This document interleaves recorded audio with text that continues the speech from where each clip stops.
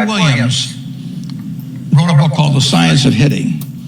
And in The Science of Hitting, he's got a diagram, shows him at the plate, and he's got the strike zone divided into 77 squares, each the size of a baseball.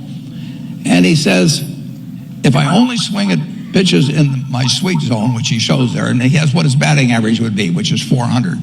If he had to swing at low outside pitches, but still in the strike zone, his average would be 230. He said the most important thing in hitting is waiting for the right pitch. Now, he was at a disadvantage because if the count was 0-2 or 1-2 or so on, even if that ball was down where he was only going to bat 230, he had to swing at it. In investing, there's no called strikes.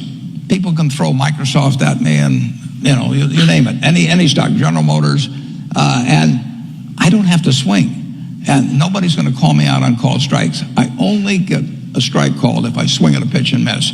So I can wait there and look at thousands of companies day after day, and only when I see something I understand and when I like the price at which it's selling, then if I swing, if I hit it, fine. If I miss it, it's a strike.